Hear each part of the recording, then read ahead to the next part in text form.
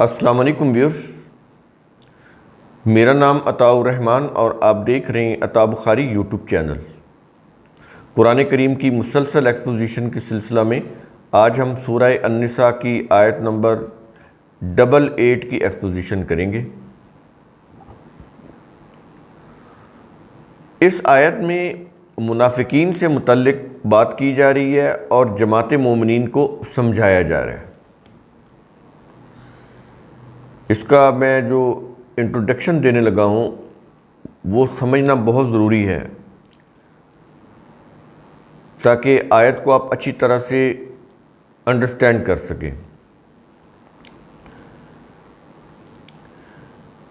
آج یہ دیکھیں کہ ہمارے ہاں جیسے رائے کا اختلاف ہو جاتا ہے، مثال کے طور پر ہمارے ہاں ایک اصطلاح ہے کہ یہ جو طالبان ہیں، کچھ لوگ ان کو کہتے ہیں کہ برے طالبان ہیں، ان میں سے کچھ طالبان گروہوں کو کچھ لوگ کہتے ہیں کہ یہ گڈ طالبان ہیں، حالانکہ طالبان تو طالبان ہی ہیں۔ میں نے جسٹ ایک مثال دی آپ کو، یہاں پر منافقین کی بات کر رہے ہیں۔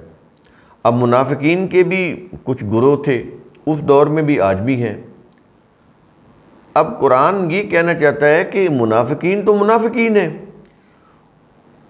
تو یہ کہنا کہ وہ فلاں کچھ بہتر ہیں اور فلاں جو ہیں وہ برے ہیں، تو کہتا ہے اس طرح سے اپنے آپ کو دھوکہ نہ دینا، یہ چیز ذہن سے نکال دو۔ منافق ہے تو وہ منافق ہی ہیں، وہ کبھی تمہارے خیر خواہ نہیں ہو سکتے۔ ان کا تو بس چلے وہ تمہیں میکسیمم نقصان پہنچائیں، جو بظاہر تمہارے ہمدرد اور خیر خواہ ہونے کا دعویٰ کرتے ہیں، جو تمہارے ساتھ عہد کرتے ہیں کہ ہم تمہارے ساتھ لڑیں گے، تمہارے ساتھ ہو کر دشمن سے لڑیں گے۔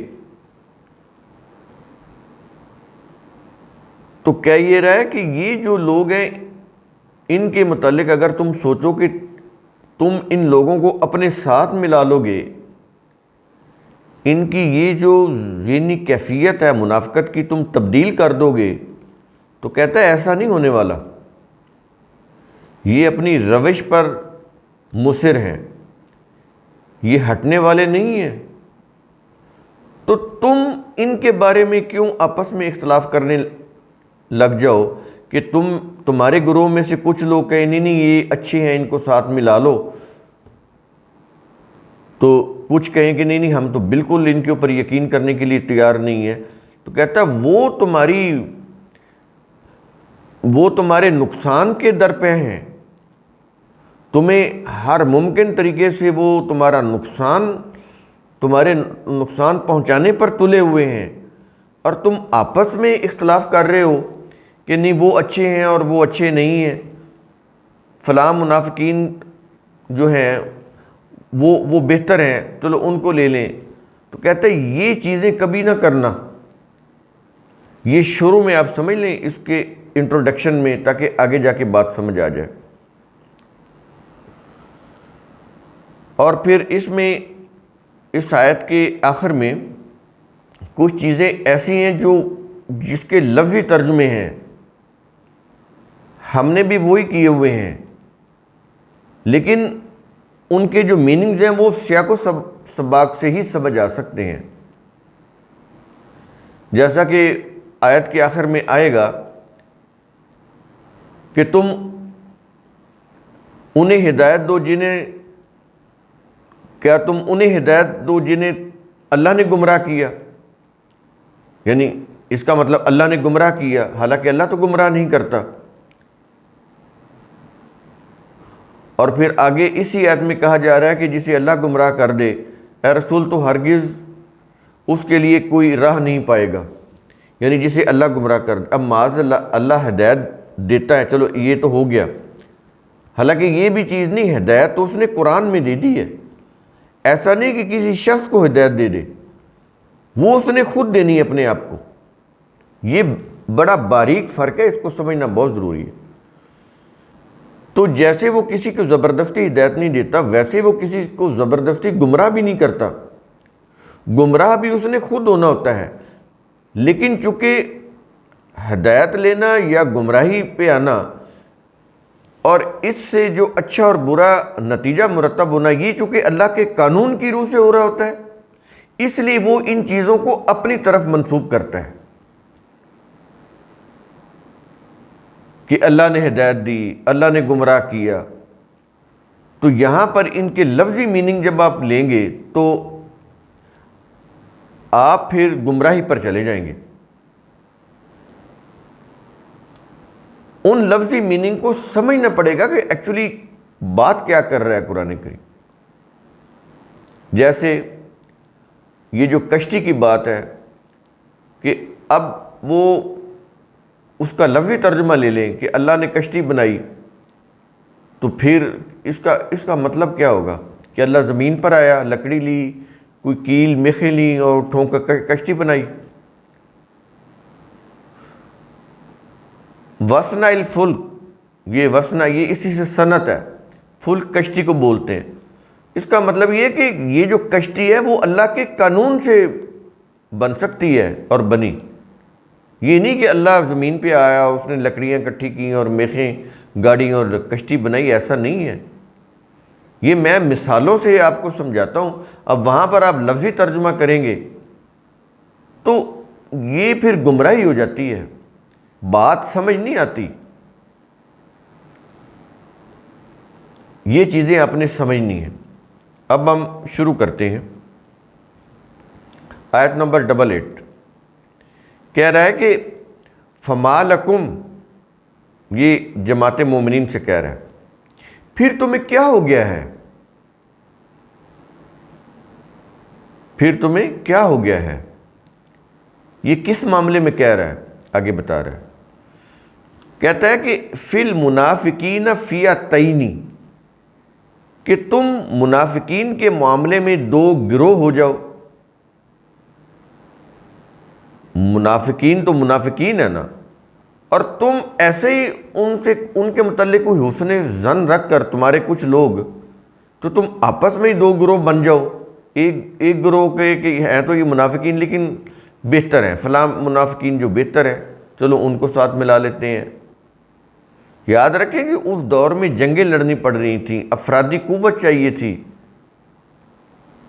تو ایک پریشر ہوتا تھا کہ چلیں وہ لے لیں، دشمن کی تعداد بہت زیادہ ہے، لیکن بتایا ہی جا رہا ہے کہ یہ الٹا تمہیں نقصان پہنچائیں گے۔ اگر کچھ ایسا ہوا تمہاری جماعت کے اندر، اگر یہ لوگ داخل ہو گئے تو پھر تو تم پہچان ہی نہیں سکو گے کہ کیا ہوا، نقصان کیسے پہنچا، اپنا کون ہے پرایا کون ہے۔ اس سے تو تمہیں بہت زیادہ نقصان ہو جائے گا۔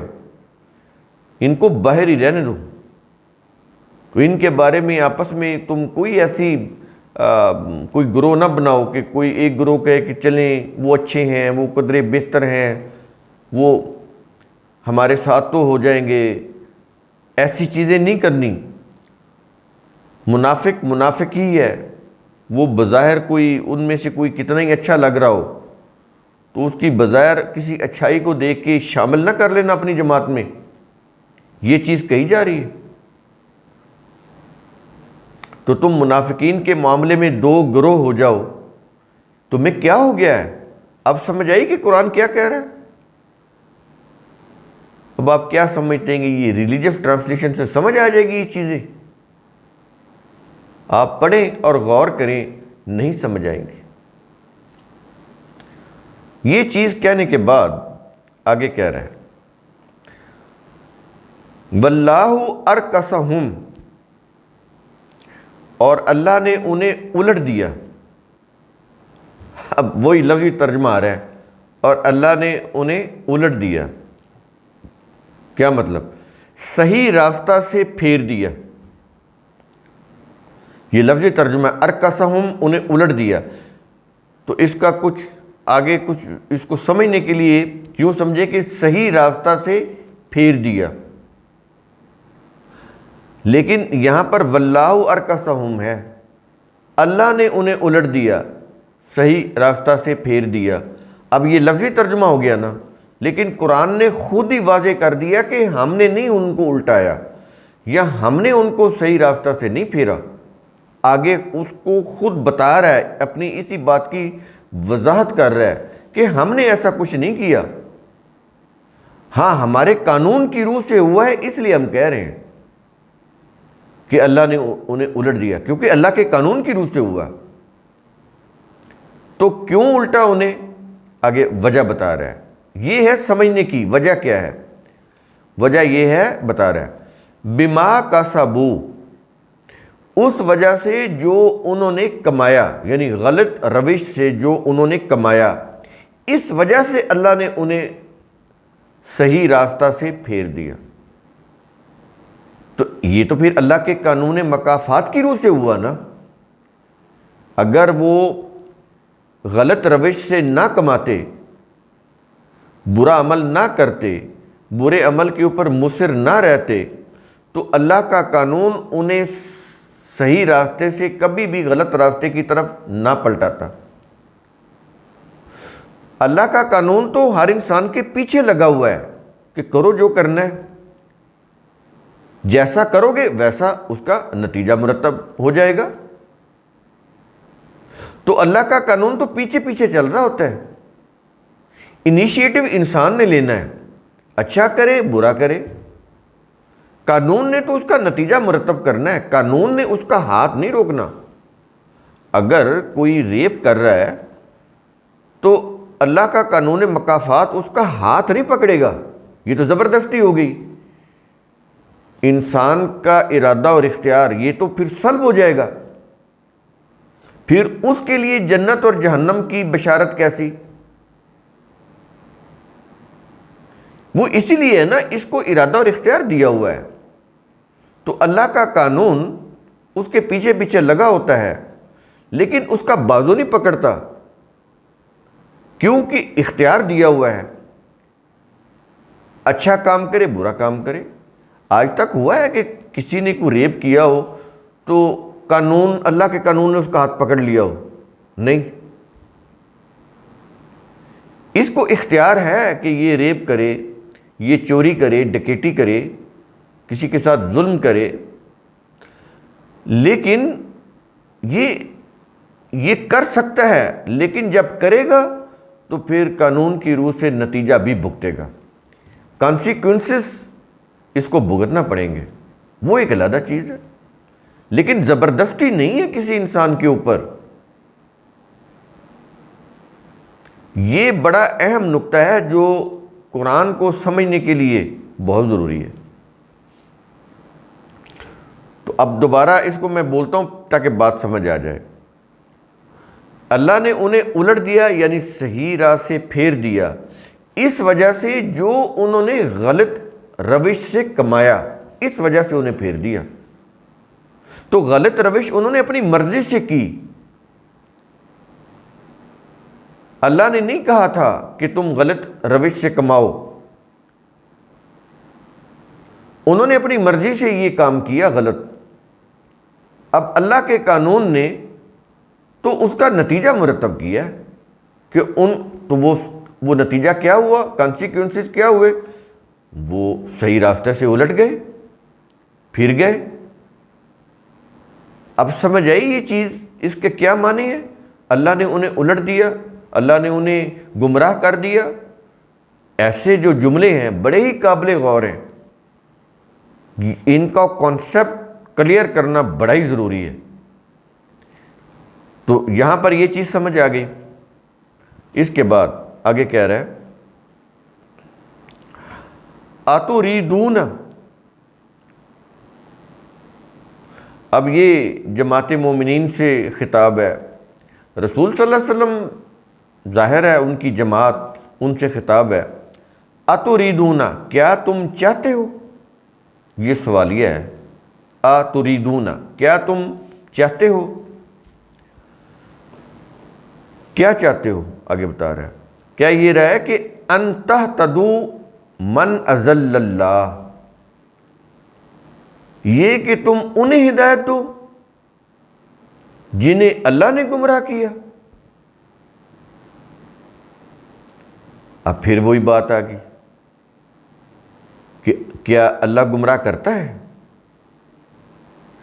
انسان جب خود گمراہی کو اختیار کرتا ہے تو یہ اللہ کا قانون ہے نا کہ جو گمراہ ہوتا ہے پر ٹھیک ہے وہ ہوتا جائے، کیونکہ وہ اپنی مرضی سے گمراہ ہو رہا ہوتا ہے۔ تو چونکہ اللہ کے قانون کی روح سے اس کی گمراہی کا نتیجہ مرتب ہونا ہوتا ہے، اللہ کے قانون کی روح سے، کیونکہ اللہ کا قانون یہ ہے کہ اس نے ہر انسان کو ارادہ اور اختیار دیا ہوا ہے، تو اس ارادہ اور اختیار کو وہ ناجائز طریقے سے استعمال کر کے وہ چونکہ گمراہ ہوا، اس نے گمراہی اختیار کی، اس لیے اللہ اس کی گمراہی کو اپنے نام سے کہہ رہا ہے کہ اللہ نے اسے گمراہ کیا۔ کیوں کہ ایسا کچھ اللہ کے قانون کی روح سے ہو رہا ہوتا ہے۔ انسان نے اس کو جو ارادہ اور اختیار ملا ہوا ہے اس سے ناجائز استعمال کر کے خود گمراہی کی اور برے نتیجے کو پہنچا۔ لیکن یہاں پر یہ جو اللہ کہہ رہا ہے نا کہ اللہ نے گمراہ کیا، تو وہ اس قانون کی بات کر رہا ہے کہ ہمارا قانون ہے کہ ہم نے اس کو ارادہ اور اختیار دیا، اس کو ناجائز استعمال کر کے اس نے گمراہ کیا، تو چونکہ ہمارے قانون کی روح سے ایسے ہوا نا، ہم نے اس کو ارادہ اور اختیار دیا ہوا تھا، تو اس ارادہ اور اختیار میں چاہیے تو یہ تھا نا کہ وہ گمراہی اختیار نہ کرتا، وہ حق کے راستے پر چلتا، لیکن اس نے حق کا راستہ چھوڑ دیا، وہ باطل کے راستے پر چلنے لگ گیا۔ تو یہ ہوا تو ہمارے قانون کی روح سے ہے نا، اس لیے کیونکہ یہ اللہ کے قانون کی روح سے یہ چیزیں ہو رہی ہیں، اس لیے وہ بات کرنے کا انداز اس طرح سے ہے کہ یہ کہ تم انہیں ہدایت دو جنہیں اللہ نے گمراہ کیا۔ اور یہاں پر آپ یہ سمجھ لیں کہ اللہ نے گمراہ نہیں کیا، بات تو ایسے ہی ہے کہ جنہیں اللہ نے گمراہ کیا، لیکن وہ خود گمراہ ہوئے تھے، اپنے ارادہ اور اختیار کو ناجائز استعمال کرتے ہوئے گمراہ ہوئے تھے۔ تو یہ چیز سمجھ آئی کہ اللہ گمراہ نہیں کرتا، لیکن الفاظ ایسے ہی ہوتے ہیں۔ تو یہ لفظی ترجمے سے کبھی بھی آپ نے اس کو مس انڈرسٹینڈ نہیں کرنا، وہ گمراہ خود ہی ہوا ہے، چونکہ قانون اللہ کا ہے نا، تو اس لیے وہ اپنی قانون کی روح سے کہہ رہا ہے کہ یہ کہ تم انہیں ہدایت دو جنہیں اللہ نے گمراہ کیا۔ اور آگے کہہ رہا ہے کہ وَمَن يُضْلِلِ اللَّهُ، اور جسے اللہ گمراہ کر دے، پھر وہی بات آ گئی نا، جسے اللہ گمراہ کر دے، یعنی جو اللہ کے دیے ہوئے ارادے اور اختیار کو استعمال کر کے خود ہی گمراہ ہو جائے، کیونکہ یہ اللہ کے قانون کی روح سے ہو رہا ہے نا، اس لیے وہ اسے ان الفاظ سے بیان کر رہا ہے کہ اور جسے اللہ گمراہ کر دے۔ اب بات سمجھ آئی؟ تو اور جسے اللہ گمراہ کر دے، یعنی جو اللہ کے دیے ہوئے ارادے اور اختیار کو ناجائز استعمال کر کے صحیح راستے پر چلنے کی بجائے خود ہی گمراہی کے راستے پر چل پڑے، یہ ہے اس کے معنی۔ تو آگے کہہ رہا ہے فَلَن تَجِدَ لَهُ سَبِيلًا، اے رسول تو اس کے لیے ہرگز کوئی راہ نہیں پائے گا، نہیں پائے گا، کیونکہ وہ تو مصر ہے غلط راستے کے اوپر چلنے پہ، مصر ہے وہ، ارادہ اور اختیار تو ہمارا ہی دیا ہوا ہے، کیونکہ وہ تو کہتا ہے اما شاکرن اما کفورا، چاہے تو شکر کا راستہ اختیار کرو چاہے کفر کا راستہ اختیار کرو۔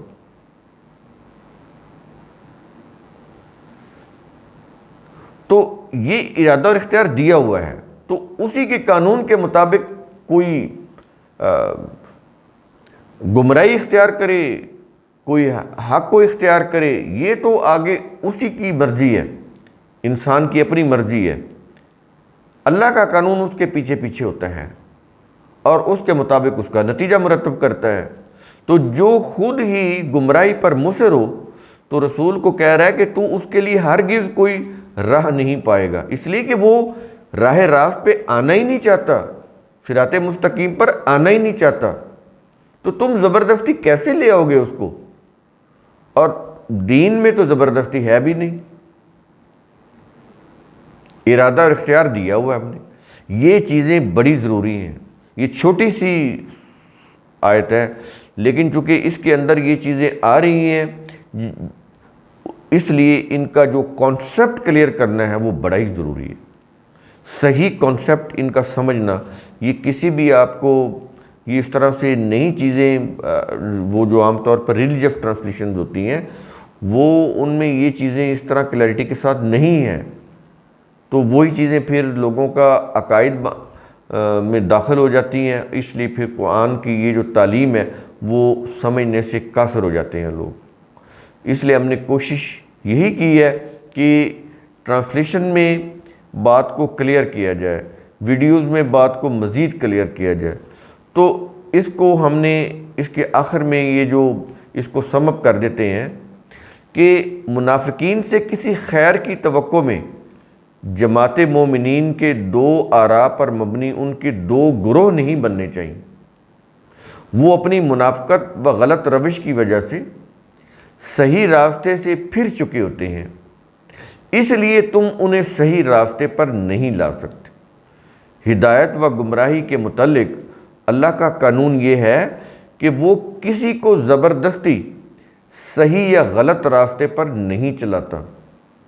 ہر انسان اپنے ارادہ اور اختیار سے صحیح یا غلط راستہ خود چنتا ہے اور اسی کے مطابق اس کا اچھا یا برا انجام ہوتا ہے۔ اللہ کا قانون مکافات ہر ایک کے پیچھے لگا ہوا ہے۔ تو یہ آخر میں ہم نے اس کو سم اپ کیا۔ امید ہے کہ آپ یہ کنسیپٹ سمجھ گئے ہوں گے۔ تو قرآن کریم کا اصول ثم تتفکروا، اس کی روح سے آپ خود بھی سوچا کریں، سمجھا کریں، غور و فکر کیا کریں۔ شکریہ۔